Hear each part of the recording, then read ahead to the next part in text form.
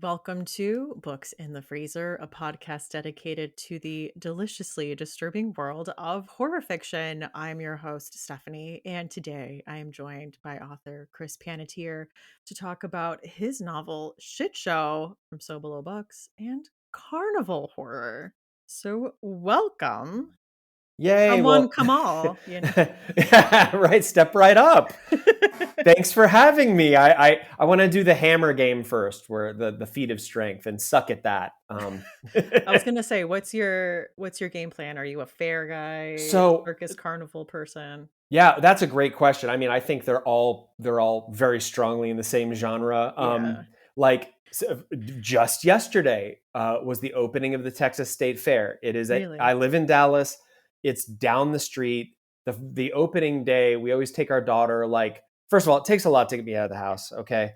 But she is a little party hound, and she like loves it, and so we do it for her, even though I wouldn't go. Crowds, I hate crowds, but we went for the opening day because it's like the K through sixth grade day where all the kids can go. We went. Afterwards, I will have to send you a photo. We went and played this game where you like basically have to, with a little fishing pole, like balance a Corona bottle on like a slanted piece of wood, and with a washer and a string. And the troopers, they're not carnies, they're troopers.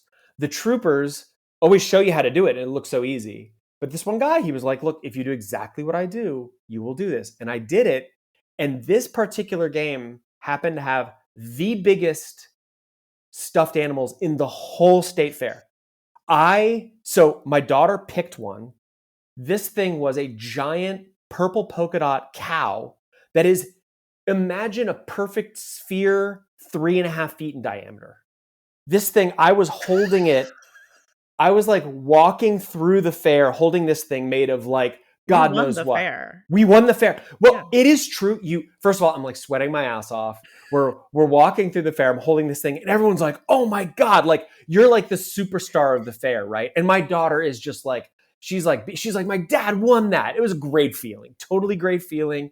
But we get back to the car, and I have a pickup, and I'm like, no problem, right?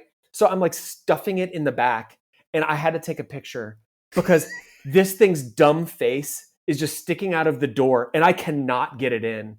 And finally, we had to strap it into the bed of the pickup truck. It's that big. And of course, it's like, God only knows what it's filled with, probably burlap and asbestos. Like, who knows, But she loves it. So, Yeah. long story short, we went to the state fair yesterday. We did all the CD rides, and I had a great time. And I'm not a person that like, I've got other stuff I want to do. And I'm just so happy I had a great time mainly because of her, because I can be kind of cynical sometimes. So it kind of knocked me down a peg, and I had a good time. There's something about the wholesome fun at the fair. We were visiting my husband's family, so we went to the Northern Michigan Okay. fair. And I think, unfortunately, both of my kids have inherited my anxiety and Mm-hmm. lack of Mm-hmm. adventure. So we did finally convince them to go on the tilt-a-whirl. And both of my Oh, kids were wow. screaming their faces off. And people were asking my daughter, she's 5, like, "Oh, did you love it?" And she's like, "I was screaming, and not the kind of screaming with smiling." Shit, that clarified it. So we didn't go on, like, they had a tilt-a-whirl. They had some where you're just like, what is that? Like, the Texas State Fair is a massive. They have some rides that are hundreds of feet tall, and then there's a little spindle at the top, and there are people on it, and you can see that they look like little ants, and you're like, why? No, No.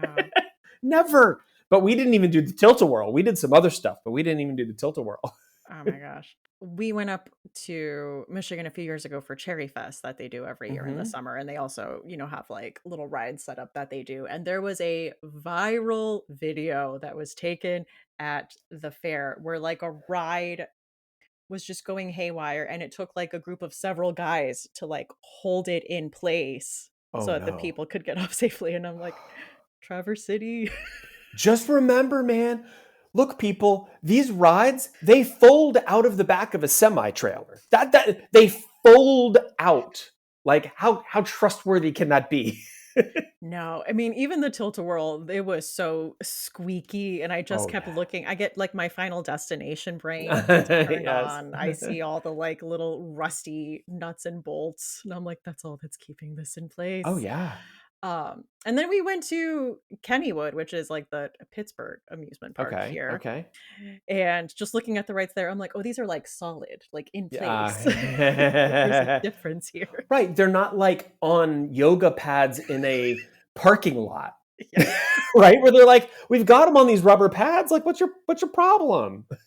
But you can go look at the, like, you know, FFA, like, little Mhm. animals and cute bunnies, and then get, like, a giant bucket of fries, you know? Yeah.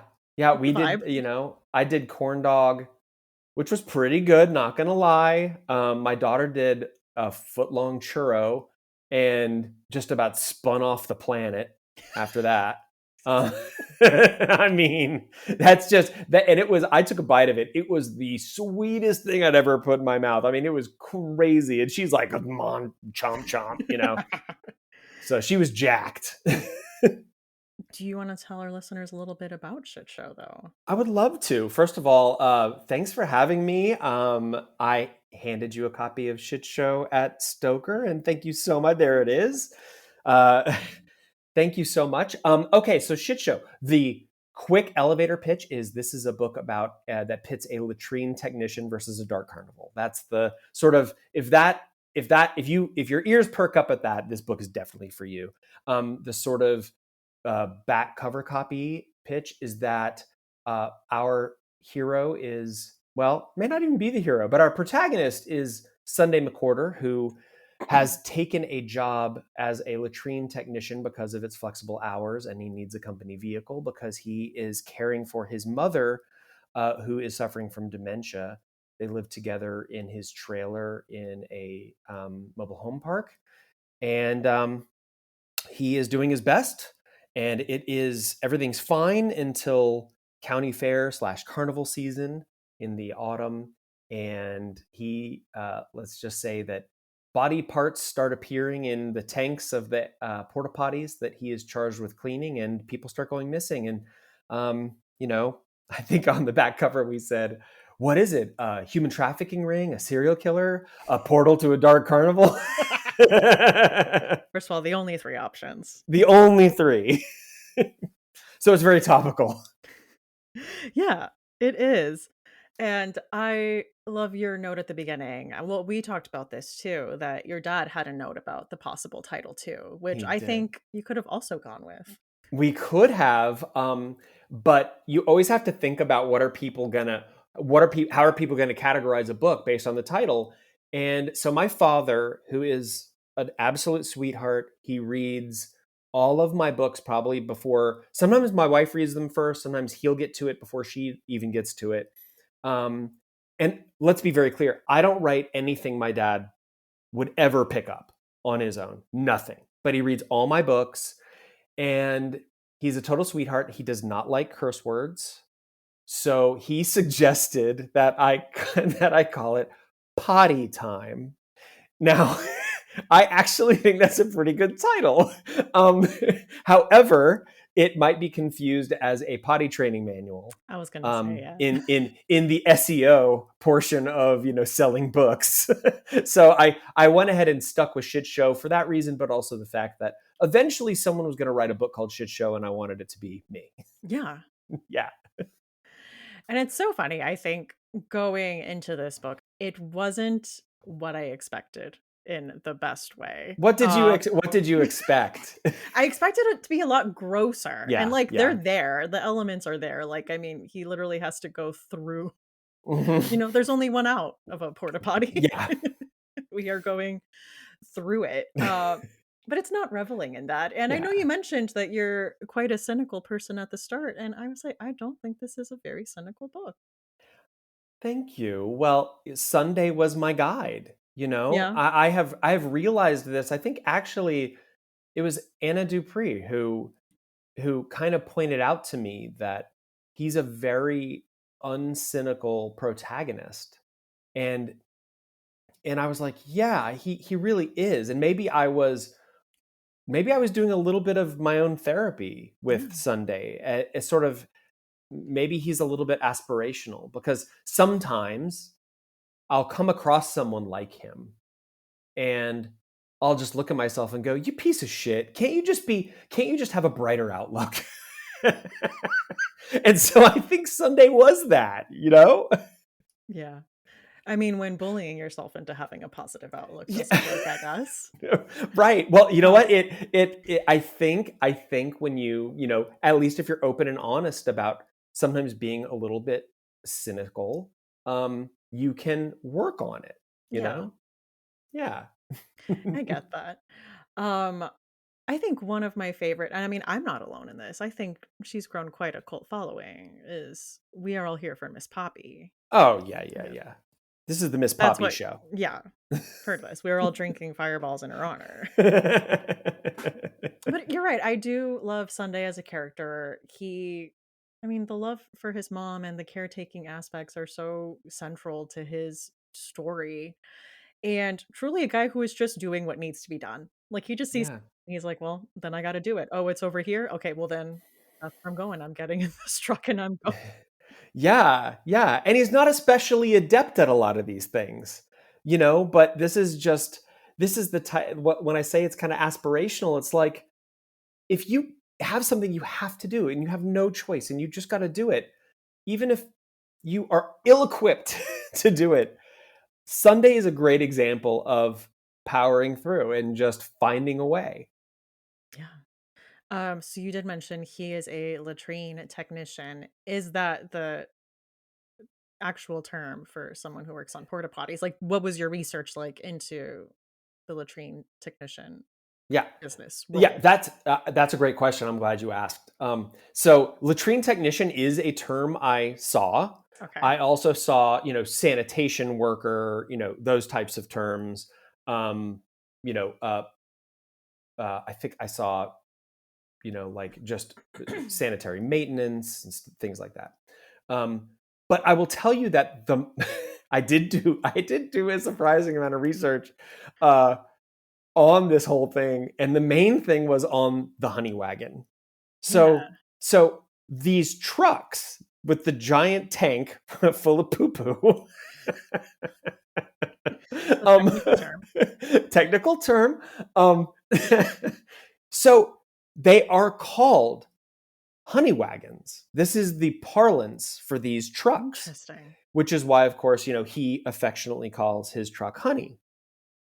There is actually I did an event in Lockhart, Texas, put on by uh, a store, a horror bookstore called Haunt Happy, which is just fantastic, run by a fellow named Chris Hoyt, who was at Stoker as well. He's incredible, and he does a lot for the horror community down there. It's just south of Austin, and the town the town porta potty company is called Honey Bucket. And he actually went out and put posters for Shitshow on the porta potties Oh my god. there. So Yes, that is marketing. that is marketing 100%. So yeah, so I did research on all the way down to what is the PSI on the pump? Is it reversible? Like, how would you unclog a clog if a potato chip bag got in there? Like, I confronted all of Sunday's everyday kind of troubleshooting he had to do in order to really, really get my teeth into this character. You know, Yeah. so I wanted to know what is someone who does this every day? What are they confronted with? Yeah. There's also quite a bit of some Texas history in here, and I wanna know, like, is that true? I mean, like, are these real stories? This, like, Dublin Red Cola? This Yes. is real? Yeah, the Dublin Red Cola bit is one of my favorite pieces of like strange Texas lore. Like, look, this state, it got problems, okay? But there is a rich history of utter craziness. Just because I think it's so big and kind of like historically ungovernable that just Yeah. people do crazy shit. Like, I make reference at one point to the Monolithic Dome Institute. If you drive between Dallas and Austin, you will pass the monolithic Dome Institute. And on your left, going south, is a giant caterpillar made out of monolithic domes and a settlement where people live. Okay? So all of these things kind of give it this very kind of weird feel. It's not just like, cowboy hats and tractors, but so the Dublin thing is one of my favorite bits of Texas lore, which I detail in the book. I did all the research on it. Every bit of that is true. That they used to bottle Dr. Pepper. There was a legal fight about whether they would do it anymore. It got moved away from them. They just continued to do it, and changed the name. And to this day, you can get Dublin Red Cola, and it will taste surprisingly exactly like Dr. Pepper. I am obsessed with this. It seemed so specific that I'm like, I feel Yes. like this is real. And also just like knowing Texas, this feels like a very Texas story. Yes, it is. And it's delicious, by the way. Dublin Bottling Works, man. You can get their stuff at a lot of little like highway gas stations in some of the towns as you go that direction will have Dublin cola and Dublin drinks in their coolers. So, Interesting. yeah. Does it go good with a dill pickle, like how people do like the Dr. Pepper dill pickle thing? So look, I have never tried that. I don't understand it. I love dill pickles. Love a dill pickle. I've never tried that specifically. I've never tried Dr. Pepper as it was originally intended, which was as a hot coffee substitute. Oh, God, I just remember that from Blast from the Past. Like that's Christopher Walken's character's like Yeah. favorite drink. Yeah. And I'm like, no, thank you. Yeah. That's why it's got like on the old logos, it has the 10, 2, and 4 because you were supposed to drink it like coffee at 10 a.m., 2, and 4 p.m. That's so weird. That's Nope, I've so, I mean, that is so weird. I was just asking because I learned about that when I was talking to Agatha, when I hmm was talking about I was a teenage slasher and how that's set in Texas and like Coke and peanuts are a big part of hmm that story. And then she yeah. told me about pickles and Dr. Pepper. And then we had Picklesburg here, Right? which is like a pickle festival, and they were doing like Dr. Pepper with like pickle vodka. Okay. So Okay. I it's a mean, thing. look, the whole and that's like a fair or a celebration, right? And that's when people just cut loose and they're like, you know what? I'm going to take this over here and I'm going to pair it with this and we're just going to see, and then we're going to fry it. We're going to see what happens. Yeah, You big know, fried stick of butter. Why not? you can get fried Dr. Pepper at the Texas State Fair. I don't know how you What? do that. I don't. Yes, you can get fried Dr. Pepper. I don't know how they do it. Maybe they. I don't know. I don't know. How do you fry Dr. Pepper? Is it an ice cube and you fry it real fast? It doesn't melt. I don't know. I don't know. I Somebody haven't please tried it. answer this, but that seems like the most quintessentially Americana, Yes. American fair thing is like going to a fair and asking, wait, how do you fry that? Like, how does Yes. one How can you? do that? I mean, there's fried ice cream. I, Yeah, I assume maybe they make it into like an ice cream or like something. a I solid don't of some know. kind. Um, I also wanted to ask in the end, I know you are a metal connoisseur, and you Mm. mentioned you were listening to clown metal for this book. Is that At the what is very end, yeah. I mean, so that's a broad term. I mean, I think of bands, I think of anything that's truly off the wall and just unhinged kind of as clown metal. I mean, there are some clown based bands. There is clowncore. Clowncore is a thing. I've never really gotten that super into it, but there are bands like Necrogoblicon, okay? which has that energy. Guar. I think of all those as sort of clown Mhm. metal. So yeah, that was mostly a joke because Okay. in all my books at the end I always put a list of like metal bands I've listened to while I was writing it, and this one I was just like, okay, I'm just putting clown metal here. Even though I have dipped my toes in it. Yeah. I mean, it seems like a fun vibe. Yes, absolutely. Listen, I watch like fashion YouTubers, and they have been gaslighting me into this last year saying that clowncore is going to be coming. Like we are going to be seeing like the Harley Quinn like Yeah. print Mm-hmm. come back. So we'll see. Well, Maybe we'll it's something see. in the air. I mean, well, have you seen Weapons? Have you seen I Weapons? haven't yet. There's an aunt, an aunt, like a aunt uncle, like an Yeah. aunt who's in it, and her makeup, it's very clowncore. Okay. But it's like we're not talking Harley Quinn. Like this is terrifying clowncore. So when you watch it, just remember, and then it won't be as scary. Yeah. But we are talking about carnival horror today since we're dealing Yeah, with a porta potty to a dark carnival. yeah, of course. But I want to ask, why does horror love a carnival? That's again, great question. I think, going back to yesterday when I was at the state fair and I was like looking at, I'm telling my daughter like with some of the rides, I'm like, hey, this one's going to be fine. You might be a little anxious about it, but I know when you're done writing it, you will be so excited you wrote it. Like I know that about you. And eventually she got up the courage and she said, let's do it. And then she was like, yes, that was awesome. Let's do them again. But then I was looking at some of the ones that I was like, well, those are the ones that someone would say, hey, Chris, let's go do that. And I'd be like, I don't know. Like, that thing is a rust bucket, that gets used once a year. Like, it's terrifying. So when I was coming up with, I had the idea for the portal potty first. I literally saw a porta potty on a bike ride and was like, portal potty? And I was like, okay, I'm writing that because someone is going to write that. I'm going to write it.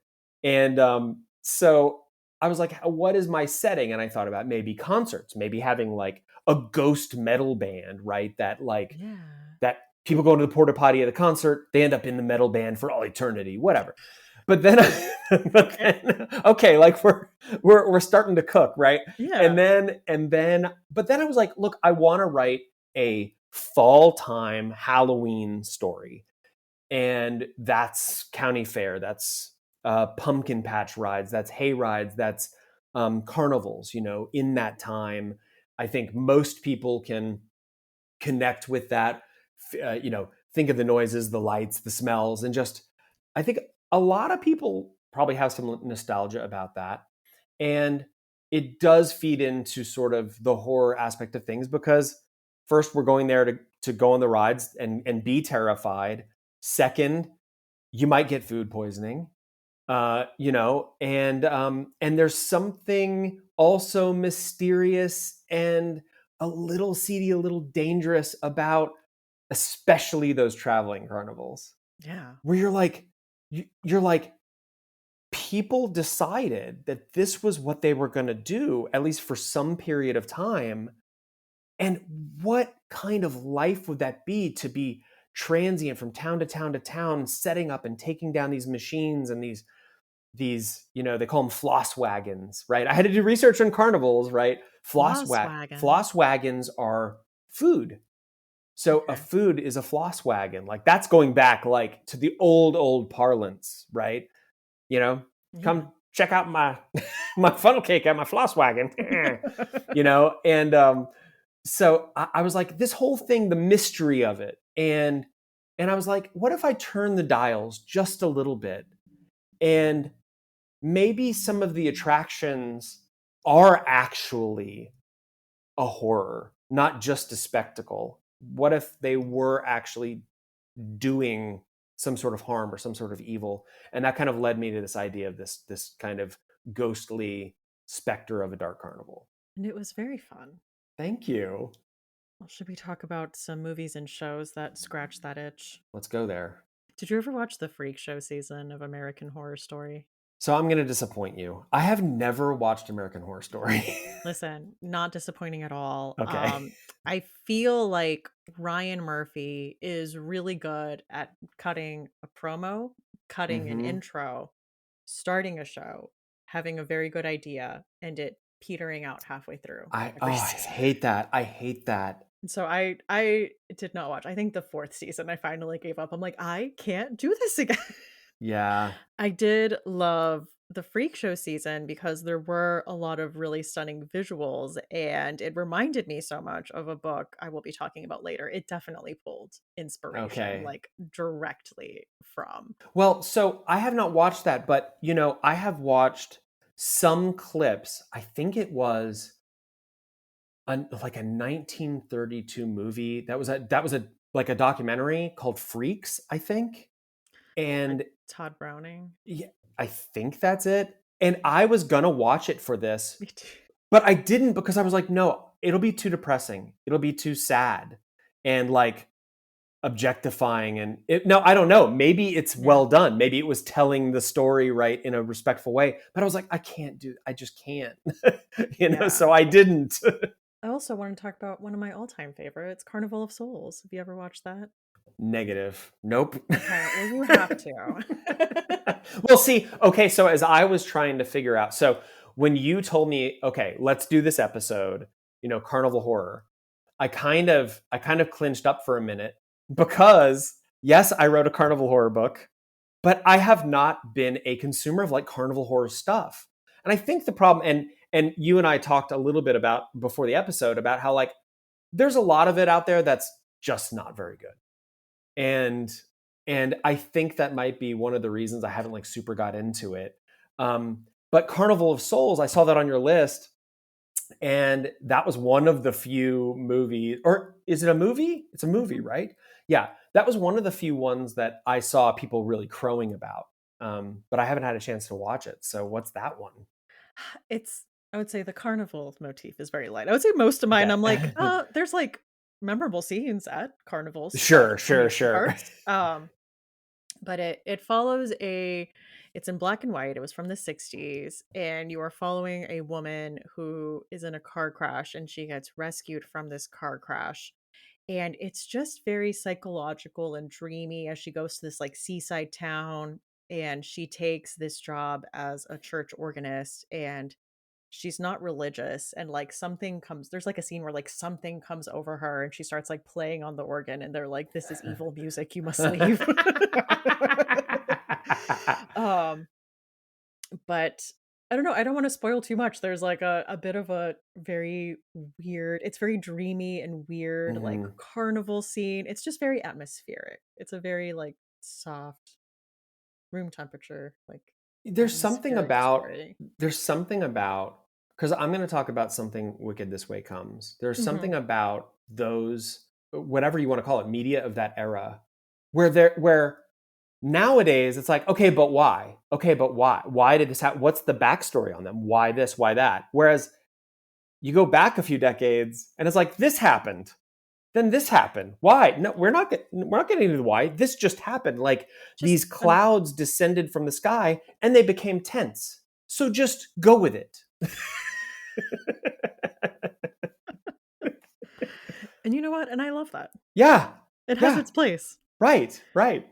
I had Funhouse and Texas Chainsaw Massacre 2, which I believe are both Toby Hooper films, and I don't know if you've ever watched the second I, Texas Chainsaw Massacre? it's the okay. Until a month ago, I thought I had only seen the Texas Chainsaw Massacre. Turns out I have never seen the Texas Chainsaw Massacre.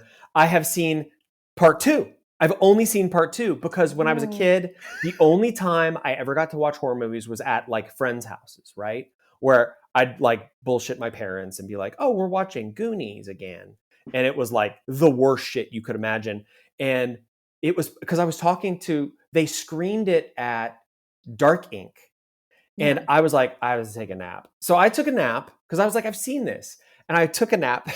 And then I came back afterwards. I was talking to someone like maybe Sam Rebelline. And I was like, yeah, this is the one with like Stretch, the radio host, right? And he goes, no, that's part two. And I was like, ah, shit. So it turns out that's what I've seen. Oh my god.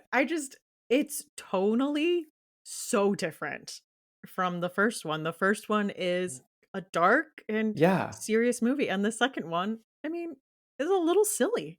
Doesn't it start with like the chili competition? That's definitely the beginning. I think Okay.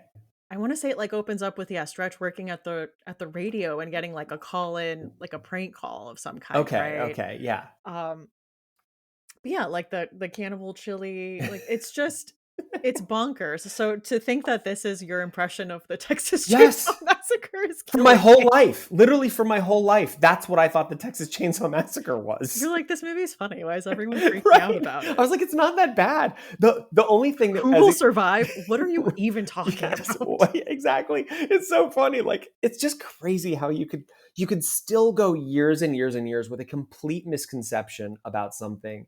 And because people will talk about it, I'm like, really? Like the Stretch movie? The one where the guy is eating his own skin with a coat hanger on his Yeah. head? Like that? No, not that one. Can't I'm believe literally the worst horror person ever. Like everything, I'm just wrong about everything. I haven't consumed enough. Oh, I thought this was a note on your hot takes that you come up with on your talking scared appearances. Oh man, I mean, let's not look. I have now, and this is so funny. First of all, let's be very clear. I have totally adopted this heel role in on the talking scared thing with the Dark Tower, which now people are building it up, and I'm like, I'm not going to show up with a bad take every time. Like I went against Everyone Loves This fucking Muppet in in, in the Wastelands, and and I actually do too, but I felt manipulated into it. You know, so now I have to hate him even more. And I Yeah. actually, at the darking thing, someone in the audience asked a question and they're like, you're the one that hates Oi. We're like on a panel totally unrelated. So it's been a ton of fun.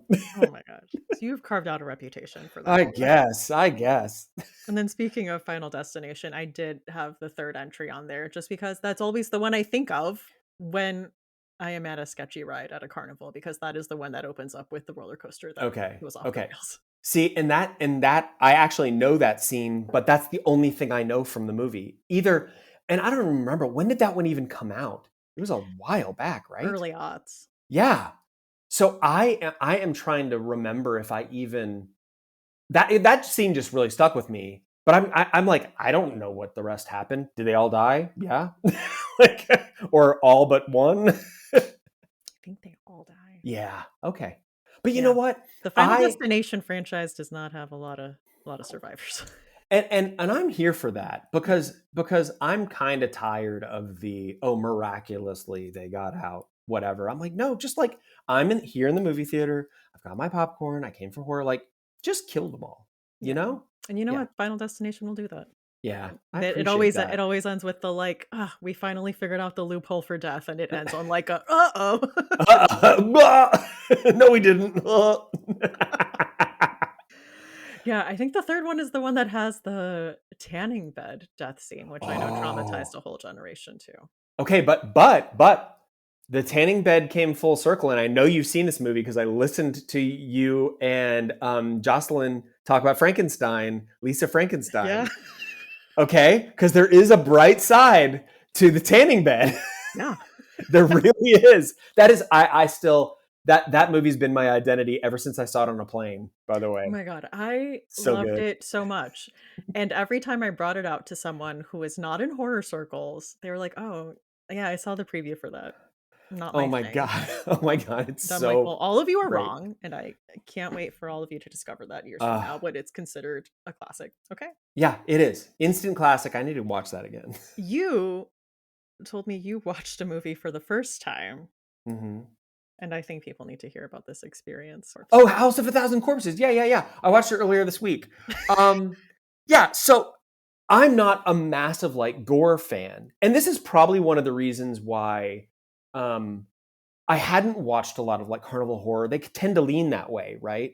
And then of course I write this book, and it's, Shitshow has legit gore, but I don't linger on it for a long time. It Yeah. kind of happens, it does the job it's supposed to do, and then whatever. But yeah, I've never seen House of a Thousand Corpses. I kind of buckled down for it. Like I made sure to watch it during the day because I'm a little chicken, and I was ready. I was like, okay, like everything I've seen of like Devil's Rejects, all of this stuff that Rob Zombie does, I'm like, oh, this is going to be brutal. It was such a clown fest. It was so, it wasn't scary at all. I actually kind of had a great time. And the thing that kind of blew me away about it, so House of Thousand Corpses, for those who have not seen, is it probably is a little bit of a nod to Chainsaw. But it's basically this group of, I don't know, young people. They're not teenagers. They're like in their 20s or whatever, 20s or early 30s. And they're out they're trying to do like research for like roadside attractions. And they come to this one, which here's where we meet the clown. There's this guy named Captain Spaulding, who's kind of become like a cult hero. He runs like a gas station and attraction place with fried chicken. It's like hands you your bag of fried chicken when you're done, and he's kind of a charming guy. And they ask him about this local legend, about this. I mean, Dr. Satan. talk about unimaginative. Like Rob Zombie, you're a creative. Like you couldn't come up with something better than Dr. Satan. But then again, it's very much in the tradition of like B-movie horror movies, right? Is kind of the campy names, right? And so Spalding is like, oh yeah, here's a map. Here's where it is. And it all goes to shit from there. They end up at this house with this very strange family, and some of their associates, and they end up mostly getting butchered and either, carved into art or vivisected. But none of it made me go, oh, poor Chris. I was just kind of giggling for most of it. It was very campy, but the thing that is best about it, and the reason I think everyone should watch it, is we have Chris Hardwick from MTV's The Grind is in it. We have Rainn Wilson. Yep. Pre-Office Rainn Wilson, and a shiny-toothed Walton Goggins. And he plays a cop. It is just a hoot. And that's really all there is to say about it. I mean, Yeah, I would throw this on at a party or something if you've got horror friends there. You don't even need to pay attention to it. But it's just fun, and it's just kind of funny to see these actors who, from other things, especially, you talk about someone like Rainn Wilson or like Walton Goggins, who's like massive now, and he plays this cop. And by the way, look, he dies. They all die. But his death, there is a scene. His death, it is not gruesome. But there is a camera shot that I would compare it to, and I would actually ask Paul Tremblay if he has seen this and if it perhaps influenced Horror Movie. There is so have you read Horror Movie? I have. Okay. So about like the drawn out jump scare scene. Yeah. There is a drawn out execution in this that actually had me going, oh, this is like getting uncomfortable. And I'm not talking about drawn out execution like slowly suffering.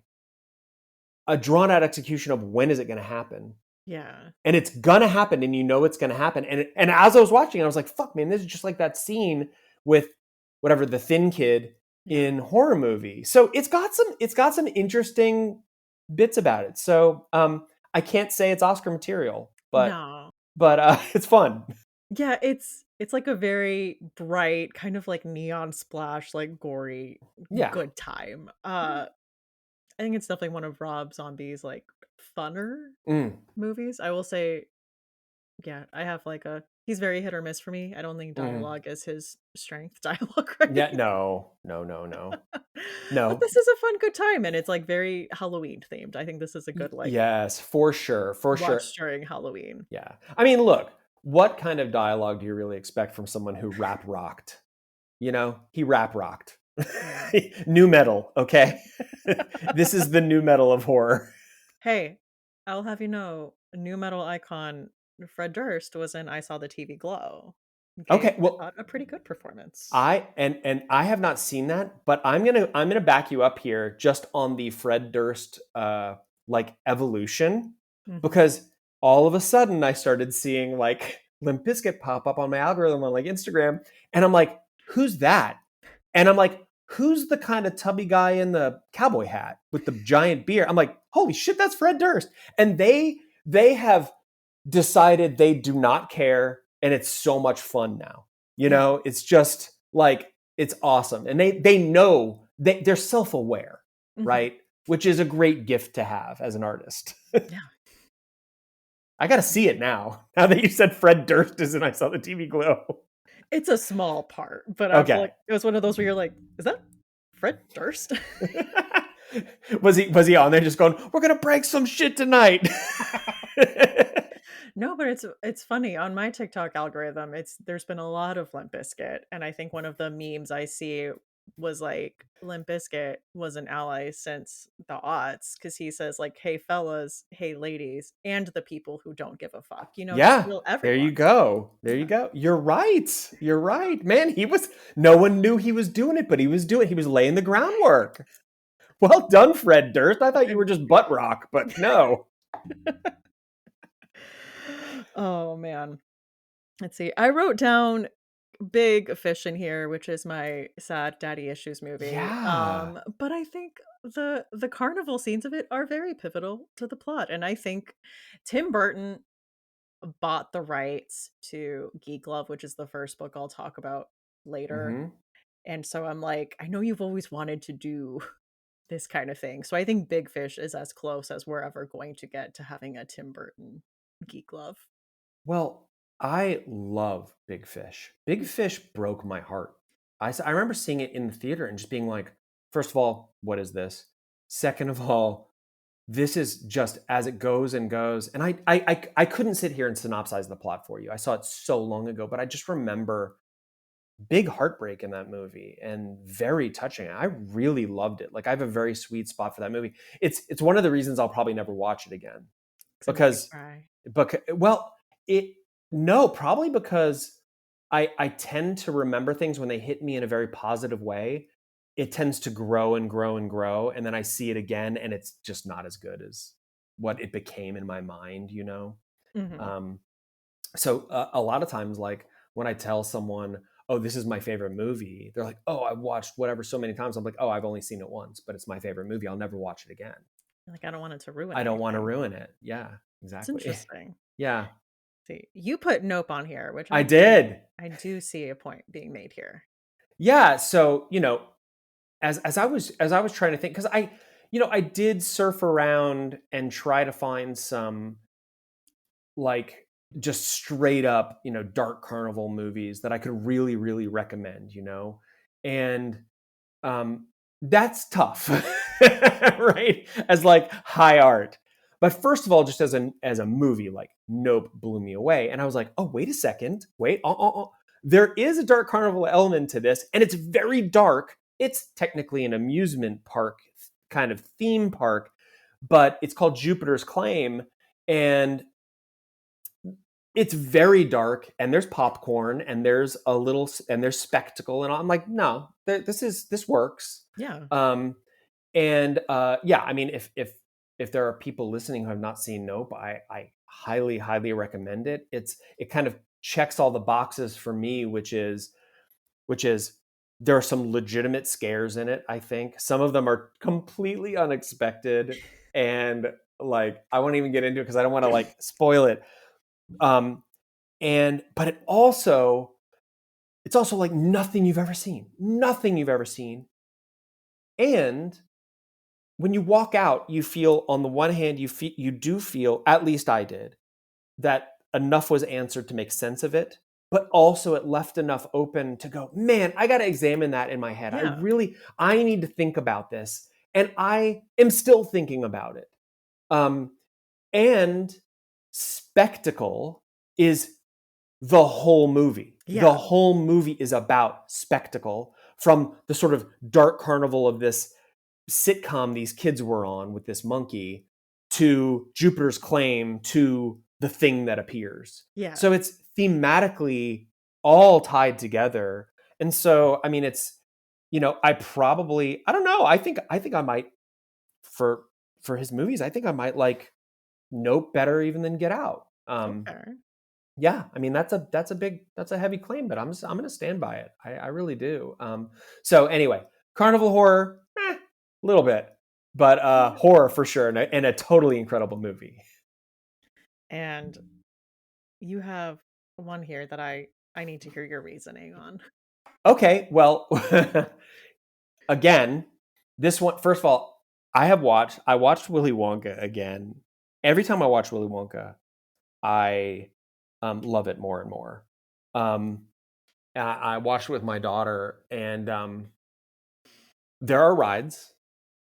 It is way darker than I ever appreciated as a kid. You have the ringleader. He's got a top hat. This thing is that whole circus carnival vibe, and I think and there's the what do you want to call it? Like they call it like the Love Canal ride, which is the psychedelic Yeah. trip, which like when I watched it again with my daughter, I was like, man, I must have blocked this out as a kid because this is actually legitimately terrifying. And it's just genius. And I have not, and again, this is just to Chris's like not wanting to ruin things. I've not watched any of the more recent Wonkas, Johnny Depp's, or even the other one that came out. I just haven't done it. Timothy Chalamet, right? Hmm. Haven't watched them because I'm like, no, there was one Willy Wonka, and yes, am I an old curmudgeon about that? Maybe, but that's kind of the memory I want to preserve. But yeah, I think using the term carnival loosely, I think this is definitely a dark carnival movie. I mean, it hits the points. Yeah, yeah, totally. I mean, you have the ever present like danger, just like you do in a legit real world carnival. You never know what's going to get you, um, and so it's just got that kind of impending sense of doom that I think any good carnival has. You're like, what's going on? Yeah, what's going? Where Oh, did I'm where did dead. this come from? Was this always here? Yes, exactly. All right. Well, should we talk about some books? Yeah, let's do it. All right. I am, of course, going to talk about Geek Love, as I mentioned several times up top. This is by Catherine Dunn, and this is like a circus fiction classic. But this is about the Benuskis, which are a couple who want to start their own freak show. So Crystal ingests radioactive materials and does drugs while she's pregnant in the hopes of producing children with deformities. Oh my god. And I mean, this is a novel about fucked up people. Um, Yeah. but you are also this story is narrated through the eyes of their daughter Olympia, who is an albino dwarf. And she has a brother Art who is like Flipper Boy. She has sisters who are Siamese twins.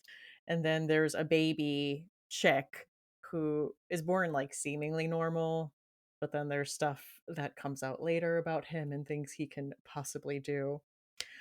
But like a big theme in the novel is like these people see normalcy as like a bad thing. It's about how like Yeah. all these people who are normal like wish they could be us, and we're actually doing you a service because you're born with this marketable skill. You can make a living for yourself because of what we did. And so this story is told in like two timelines. It is Olympia talking about her upbringing and the story of her family and what becomes this traveling circus. And as they grow up, um, Art uh, eventually starts a cult where there are people that follow him and listen to him as this kind of like messianic figure, and how that ends up going down. And then you also have a more present day one where Olympia has a daughter who is now an adult, and she has kind of tracked her down and is just kind of watching her from afar. And just as she's like watching her live her Oh my life and god. like doing what she can to like keep her safe in a way. This sounds really hard. When did it come out? I want to say in the 90s. That's a great question. Let Yeah, because me I mean, the, it. I do admire it for just 1989. okay. I do admire it for just like here's what we're gonna do. Oh my god. Yeah, but this is one that I feel like people have talked about adapting. And I was saying in Freak Show, just with the characters, they had like a Flipper Boy, they had Yeah. Siamese twins, they had like these archetypes. So I'm like, I definitely see that you're pulling from this source Right. material Okay. unofficially. And Yeah, I was looking on the Wikipedia and it said that Tim Burton bought the rights, but like Mm. we don't think that's ever gonna happen. At some So, point, it'd be really interesting just to see the list of everything he's bought the rights to and go, yeah. imagine that as a Tim Burton movie. Yeah. This doesn't have like jump scares per se. It's just more of those like disturbing but like slower reads. Hmm. But it's just like very matter of fact, this is my life. Like, yeah, I do have a brother who has deformed limbs who started a cult and stuff happened, Wow. you know, as one does. Yeah, I mean that is what you do. It reminds me just in listening to it about the intentional, I don't know what you'd call it, the intentional manipulation of her unborn children to try to create something. It actually just reminded me of a book by Jess Hageman called Head Cheese. Hmm. But it's different.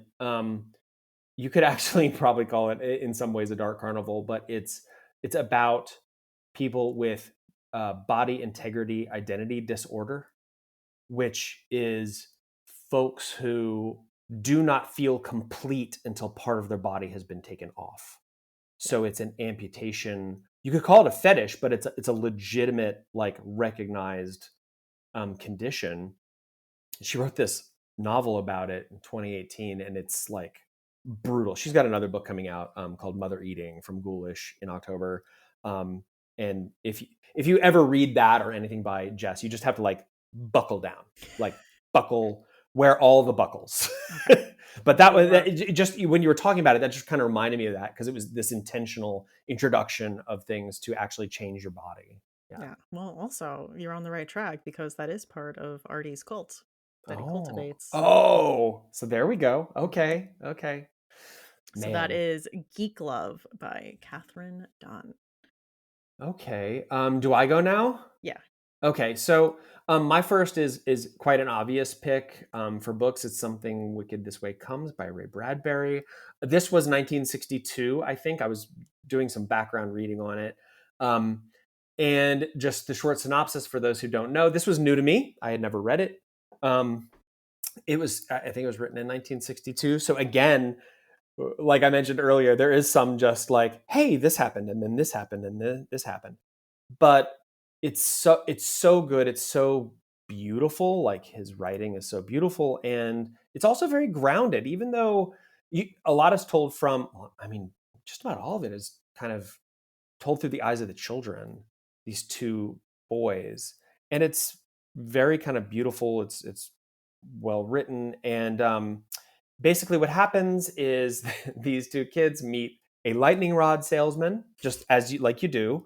I think his name is like Tom Fury, and he's just like, a storm's coming, kids, like shit's about to come down. And I'm like, oh, is this the bad guy? No, he's not the bad guy. The bad guy is Mr. Dark. And the sky changes over the next days, and the clouds descend and they turn into tents, right? So Yeah.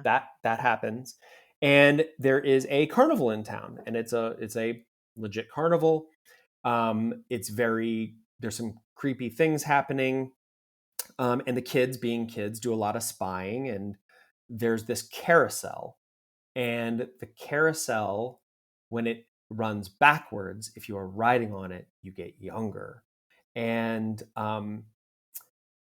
and it really is it's thematically pretty consistent. It's kind of about, I don't even know how to articulate it. It's kind of about, it's got a lot to say about the usefulness of people at an older age, even though when it was written, old age was like 52. Yeah. Because one of the children's dad is sort of one of the features of the story, and he had his son when he was older, and he doesn't feel very useful. And it's sort of, even though he's not, it's really not told through his eyes that much. It's um it does focus on his kind of realizing that he still has a lot to give at such an old age. um Yeah. and there are some legitimately like creepy ideas and some creepy visuals in this. So I really really liked this, and I'm really glad I read it, and I'm going to read more of his short stories. Honestly, like, I haven't read enough of his short stories. But it was a nice kind of reintroduction to me to Ray Bradbury, because I've read other Bradbury stuff, but not in a long time. And so it was a Yeah. good reintroduction. And the last thing I'll say about it is that um, it really, it's, I feel stupid saying, oh, it's so well written. Yes, it's Ray Bradbury, but it really puts you there. You really Mhm. you really feel a part of this town and right there with these kids. So it was a really kind of heartwarming story, but a heartwarming, just kind of a feel. It's almost a cozy read. It's Yeah. definitely room temperature. The last thing I'll say is I was going to try to watch the movie, because there's a movie from like 81. I have not seen it. I rented it for this. Okay. So you got to tell me what you thought of that. But I did find um, it was like Boston Theater production, a radio production of this from like 2011, and I listened to it in the car, and it's like 2 hours long, and it's really good, and it has all of like the sound effects and the kids. It's not like someone doing all the voices. They had like kid actors and a whole cast, and it's so good. It's a lot of fun. And you really just felt like you're there. So Yeah. anybody who's interested, I would check out that. You can get that on I listened to it on Audible. So that's where I found it. Cool. I think I've seen that. I will have to check that out.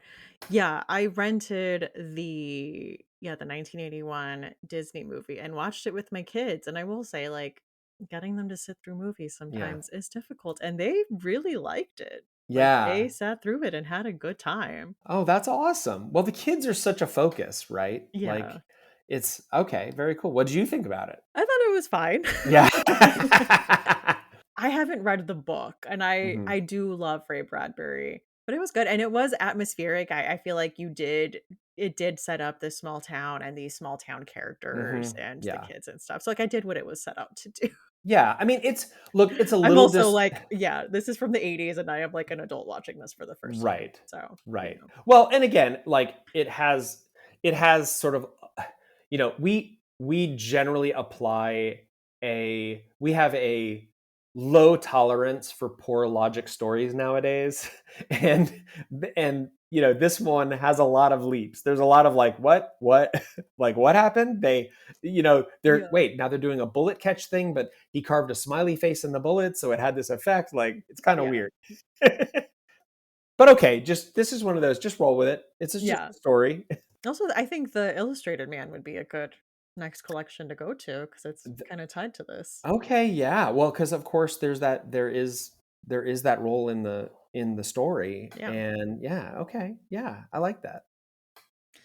All right. My next pick is Johannes Cabal the Necromancer by Jonathan L. Howard. And this is about a man named Johannes Cabal who sold his soul to the devil for the gift of necromancy several years ago. But he is finding that this work is actually really hard to do without a soul.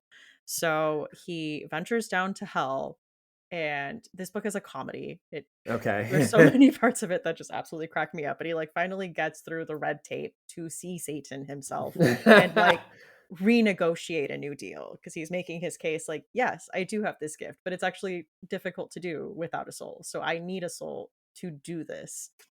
And so they come to an agreement that if in 1 year he can get 100 people to sign their souls over, he can earn his soul back, and he agrees to this.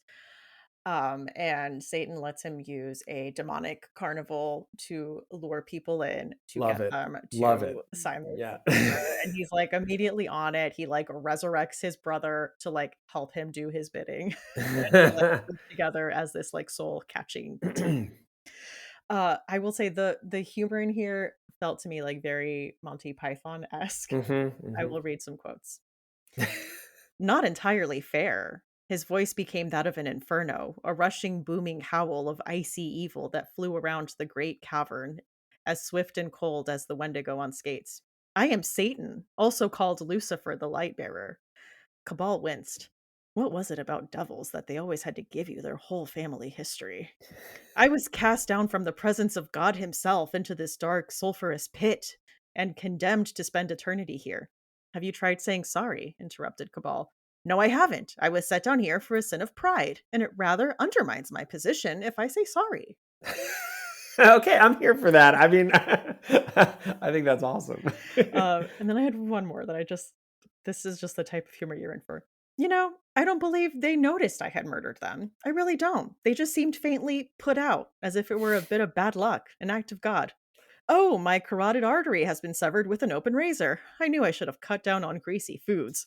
Botheration, I am being belabored with a 14th century battle axe. What are the odds, eh? Just like, that's the type. Belabored. I'm being belabored. Okay.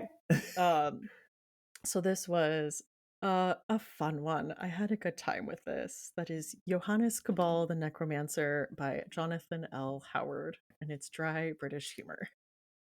Okay. So I'm going to go to talk about next. I'm going to do Hide by Kirsten White.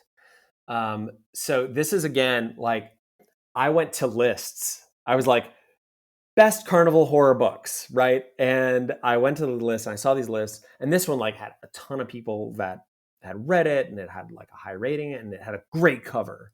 And so someone actually recommended it to me as well. So I went and I read this one, and the setup here is it's a very cool conceit. I really like the conceit of this, which is that there are a series of people who have basically gotten onto this game show. They think it's a game show. They think maybe it's the beta test for the game show. That's why they don't like see an audience or a bunch of cameras, but they really think they're gonna get famous or they're gonna win the prize and whatever. And basically, the premise is that there are 14 of them. They're all young adults. And one caveat to the book is it reads very much like young adult. I don't think it's categorized as young adult, but it kind of reads that way.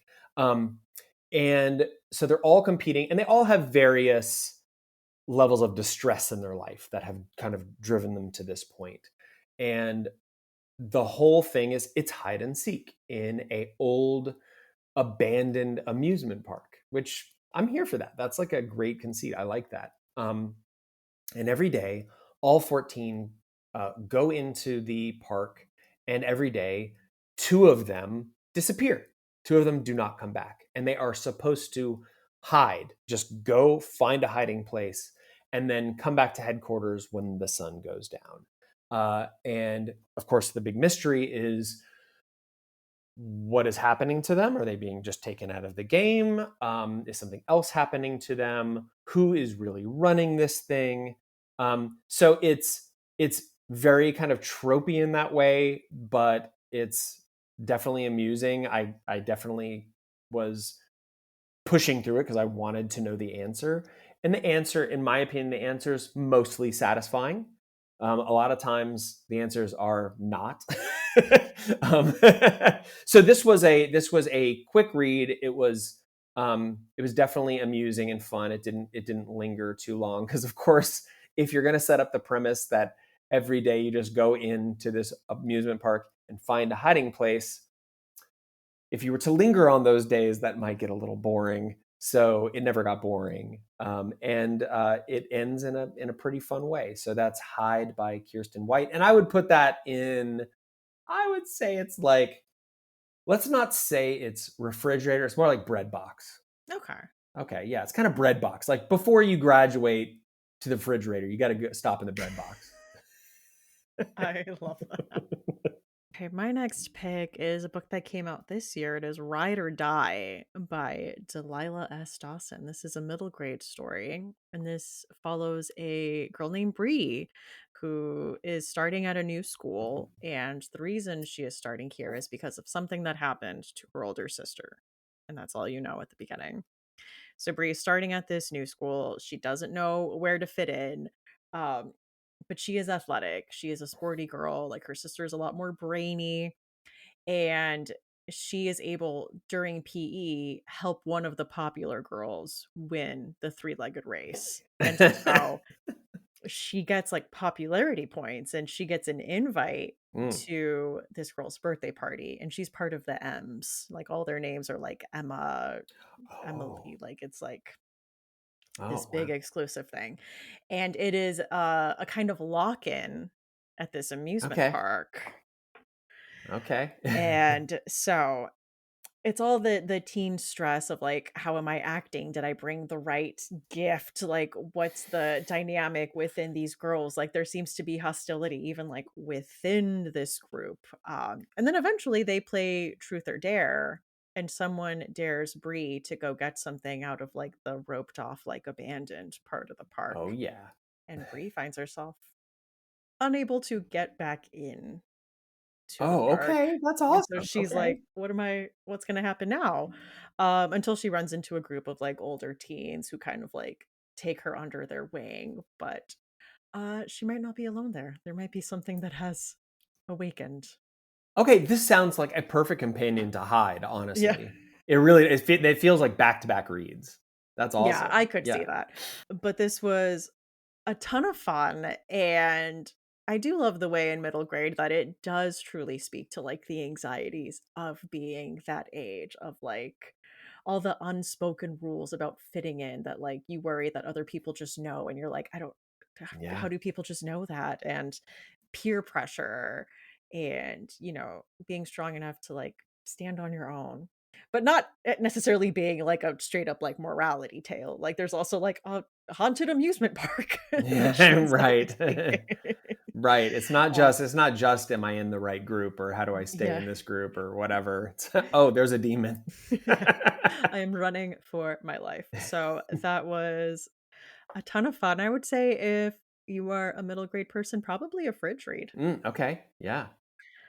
And that is Ride or Die. And I also love the title Ride or Die as, like, a best friend that's always gonna be there, but also, like, ride or die, Ride you or die. know? A choice. Ride Mhm. or die. It is a choice. Yeah, so I love that. Yeah, Ride or Die by Delilah S. Dawson. She's awesome. I really like her. There is a science and an art to titling a book, and that's a great one, Ride or Die. Again, it's like it's almost as good as Shit Show, Oh, right? I yes. mean, almost. Um, okay, so my next one, I added this late because again, as I was like reading these books and watching the movies and stuff, my kind of the juices started to flow. And I was like, oh, wait. And I added this one like 3 days ago. I was like, wait, there is a book that I would absolutely categorize as Dark Carnival. Again, a little bit of a literal stretch, Mhm. but it fits, I think, and it's one I can wholeheartedly, with my entire chest, recommend everyone drop everything and read. It's that good. And it is The Only Harmless Great Thing by Brooke Bolander. Also, I think they now go by Bo Bolander, but I think it's published under Brooke Bolander. But um, they're an incredible writer. I wish they would put out more, honestly. But this was like 100-page novella that Hmm. came out in like 2018, and it was written because I remember actually like exchanging like Twitters with her back then about it, and it was written basically. She saw someone do a poll on whether they should write about the Radium Girls or elephants, and she was like, why not both? So she wrote this book, Okay. and the background is, of course, tragic. The Radium Girls is there was a book called The Radium Girls, but that story briefly is that um, before the turn of the century, and then shortly after the turn of the century, especially around World War I, women were employed to paint radium onto watch hands, because it glows, because it's radioactive, and by a company called US Radium. And I'm a painter and I know some techniques, and they were told to get the best point on their brushes to do what's called lip pointing, and lip pointing is literally putting the brush between your lips repeatedly to get a fine point and then draw on the radium. So they're ingesting this radium. And the saddest part, not just the fact that these women were poisoned and died, and literally their bones turned to dust in their bodies as they were dying. But the men who ran the company knew what the danger was. They stayed in an office with lead aprons on, and they knew they were just slowly killing all these women. And they told them, because if you ingest enough radium, you start to glow. You literally start to glow. It is in your blood. You look in a mirror and you will go, why am I glowing? And they were told it's because it makes you more healthy. So, starting with that horror, that real world horror, what Bolander does is she tells an alternative history of US radium. The premise being that because the human beings were dying and were suing the company, that the company decided to employ elephants to do this job. And that elephants had been taught sign language, they're very intelligent, and that they were the ones using the radium to paint. They're very articulate with their trunks, and they were the ones painting these watches. And it is utterly gorgeous, this story. Like, I haven't read it in 5 years because we all know I don't reread things. I have not read it in probably 7 years since it came out, and it has stuck with me that long. It is utterly gut wrenching. It is beautiful, and it has comeuppance, which is like my favorite thing, my Yes. favorite thing in the world. And so it follows our main character, Topsy the elephant, who has been taken out of basically circus carnival use and brought into US radium to paint radium onto watches.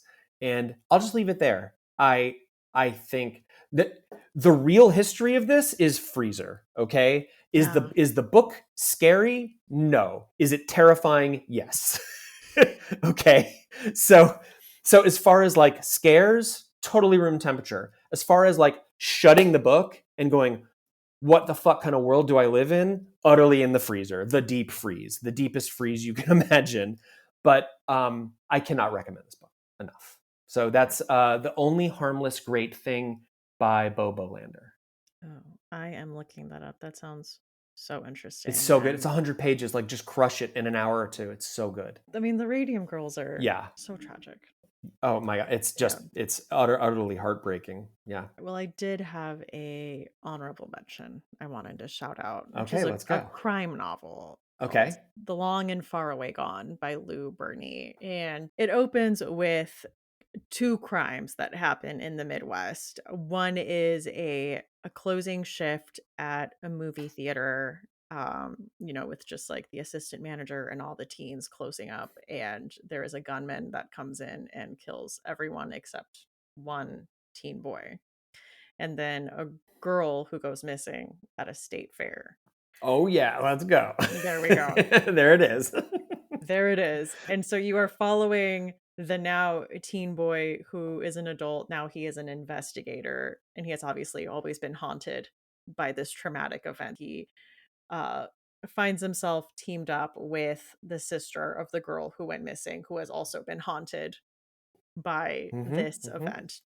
And is about them like going back to the Midwest and confronting their trauma. I will say, like, this book, if you're looking for like a very neat answer in a crime novel, like if that's what you're looking for in a crime novel, this probably won't be it. But if you want like a lyrical look on dealing with these traumatic events and moving on when there's not clear-cut Mm-hmm. answers, and you don't know that you will ever get a clear-cut answer to like why was I the one that lived, what happened, where did she go, I don't know. I really like this. Is a book that has stuck with me in that way. Okay, I love that. I really do love stories where sometimes you just have to rest with not knowing. Sometimes you just have to rest with that unsettled feeling the rest of your life, you know? Mhm. And I love that. That's very Or that cool. or that the answer you get is just not satisfying. Yeah. This crime has been built up in your head for decades, and you finally get the answer and it's like, "Oh, it's just that Oh, this whole yeah. time." It wasn't some grand thing, maybe. Mhm. I have an honorable mention. Can I give an Okay. honorable Of mention? course. So there is a book. This is a true story book. This is not a novel. So I'm really breaking the rules here. Oh, go for it. It is Devil in the White City by Eric Larson. I think Yeah. this came out in '03. This is a it's a dual kind of dual plot. I don't even know what you would call it, but two stories. One story is about the World's Fair. I think it was 1893 in Chicago, Hmm. uh, and one is about this doctor who comes to Chicago and buys a whole Yeah. building, and the doctor is a serial killer, and at the same time, the city is trying to outdo Paris, who the year before unveiled the Eiffel Tower, and so they need their big thing. And the stuff about them trying to build this massive World's Fair on basically swampland is astoundingly interesting and fascinating. Like, I never thought I would be so rapt reading about how you build foundations on mud. And it's fascinating, and how they built these colossus structures Hmm. basically out of like hay and clay, and they look like real buildings. So that was the whole thing, is like, to build this stuff really really really fast, they basically built them. They look perfect. They look like Roman architecture, the way they're finished, and they're so massive, but they're literally designed to fall apart in like a year. And so they build all this stuff up, and as all of this is going on, this doctor is to come to town, and this is the stuff the doctor does is Hmm. freezer all the way. He's a serial killer. His building that he buys, he basically this really happened. He basically turned it into a maze with like secret rooms and doors that don't open. And he offered, very reasonable room and board prices to young women. And of course, he had a giant furnace boiler in the basement. So this, like, those pieces are terrifying. Eric Larson like studied the women. Like, you get to know the women who came to Chicago to like make it around the World's Fair, and like, maybe find a job, and Chicago was the next big thing, and to end up in this guy's building. Yeah. So that is pure horror. And then you it swaps back and forth, and then you're like, oh, I'm at the World's Fair and I'm learning about architecture and like red tape, municipal red tape. So that book is just thrilling, and half of it is totally room temperature and half of it is freezer, I would say. I love that.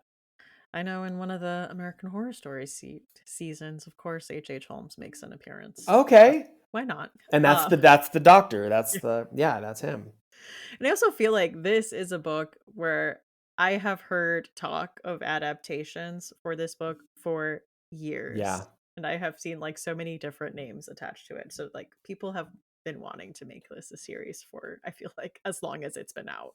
But not Tim Burton, Not miraculously, not right? Tim Burton. He was like, oh. Yeah, I think like Scorsese was supposed to do it, I yeah. saw I like mean, Leo attached to yeah. it. This would Because of Scorsese. Yeah, of course, because he's the first guy in line. But yeah, I mean, I highly recommend this book. It's fascinating. Love that. All right. Well, one of the traditions we have on the show is to ask for a chilling obsession. So, what is something you have been enjoying in horror lately? Ah, So I uh, started watching Alien Earth. I watched the whole first season, and I'm pretty into Alien. I couldn't like tell you which of the Alien versus Predator movies is the best. Don't really care, but I really love Alien, and I'm a unapologetic Prometheus stan Okay. fanboy. Um, you know, Go ahead, slide into my DMs. I'll fight you. But but I didn't know what to think about Alien Earth, and man, I absolutely loved it. I loved it, and my kind of obsession is like every episode, my wife and I would like turn to each other and go, the aliens aside, we just go to each other. This is how Earth is going to turn out. it's going to be just parceled out by corporations, like 100%. That's where we're headed right now. Like, Yeah. I think with no hyperbole, if something doesn't change, the governments are just going to be in service to corporations. And like, you know, science fiction is really good at predicting the future, really, really good at it. And so that's why it's actually terrifying. And that's why I'm so obsessed with it. On the one hand, it's so good and I really love it. And there's Eyeball Queen in it. I don't know what her actual name is, but there's our little eyeball creature and she's just the best. And I think they did a really brave thing by not just making this about a xenomorph stalking people. They really told the other side of this, and it's not freezer. It's like there's some refrigerator moments for sure, and maybe some borderline like put it into chill for a few minutes type situations. But the story itself, I'm just really loving. So I'm pretty obsessed with this. What is it about, actually? Okay, so the short synopsis is that the first episode setup is that there is a deep sea research vessel that ends up crashing on Earth. And the reasons why it crashes, like you start to see that come together. It does a really good job of sort of flashbacking us and then telling the whole stories in a really high quality way. I mean, there are some episodes that I saw some people sort of hyperbolically saying, "Oh, episode 5 is the third best Alien movie ever." And I don't know that I necessarily agree with that, but it's pretty close. And so the research vessel crashes, but the research vessel is owned by Yatani, and it crashes in a district owned by a different corporation. So that corporation wants whatever on the ship owned by this other corporation. And of course, the xenomorph is on the ship.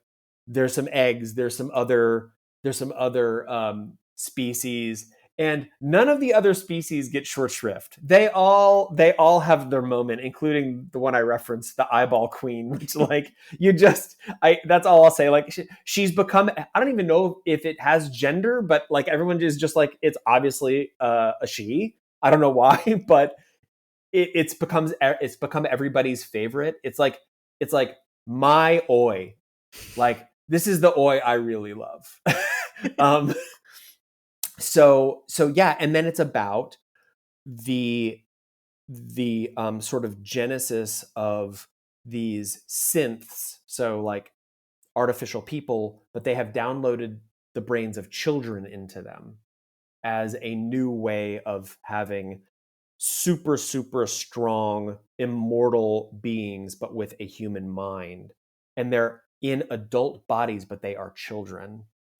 And that is the sort of pet project of this one trillionaire who is amazing. The actor, I don't know his name, but the actor's amazing. And it's very much like, oh, we have this guy already. Like it's a mashup of like Elon and Zuckerberg and all these other dipshits. Yeah. And this is where we're kind of headed. It's just it's highly, highly quality series. It was really good. All right. I'll have to check that out. That sounds really good. Yeah. Well, the other tradition that we have on the show is to ask, what is your final girl song? You're the last one standing, all bloody at the end of a horror movie. What's playing? Yeah. I this one was easy for me. Yeah. This is going to be a song by the Brazilian all-woman metal band Crypta. It's called From the Ashes. Okay. And this song, I mean, it just fucking crushes. This song, it absolutely fucking crushes. Like just thinking about it, I'm just ready to kill. I'm so ready. The lead singer, she holds these like, they're death metal. She holds like these gutturals for like 30 seconds. I don't even know how she does it, but she's a fucking maniac. And I saw them live in Dallas, and I'm in love with them. I can't get enough of them. They're so good. They've toured the US like 2 or 3 times. So like if you have a chance to catch Crypta, like do it. And that song, listen to that song. Like, and it's not just like they're death metal, but highly, in some places, like highly melodic, really good hooks. And yeah, that song just is a blast. I would be an undefeatable final girl if that music was the soundtrack. You're like, I can take them. Just I can do it. Just play that. Play it. love that. I will have to check that out. That sounds really good. Oh, for sure. I bet Jocelyn knows them. Probably. Probably. She's a metalhead. Yeah. Yeah. All right. Well, I will add that to the playlist. But Yeah. Chris, thank you so much for coming on here today and talking to me about carnival horror and shit show. Surprisingly heartwarming story about porta potties I and am so carnivals. glad. I'm so glad you found that heartwarming. I was hoping people would see that in the story, but thank you so Listen, much for having me. of course. Books in the Freezer is a bi weekly podcast. We post episodes every other Tuesday. You can find us on Instagram, Threads, Blue Sky, and TikTok at Books in the Freezer, or send us an email at booksinthefreezer@gmail.com. Show notes for this episode are listed in the podcast description and at booksinthefreezer.com. And if you are considering supporting the podcast, please check out patreon.com/booksinthefreezer and consider joining our Patreon community. There are all kinds of perks there, like early episode releases and access to the new Fear Street series, The House at the End of Fear Street, where we are reading through all of the Fear Street books. And it has been a blast there. So again, that is at patreon.com/booksinthefreezer. I have been your host, Stephanie Gagne. Thank you so much for listening, and see you next time on Books in the Freezer.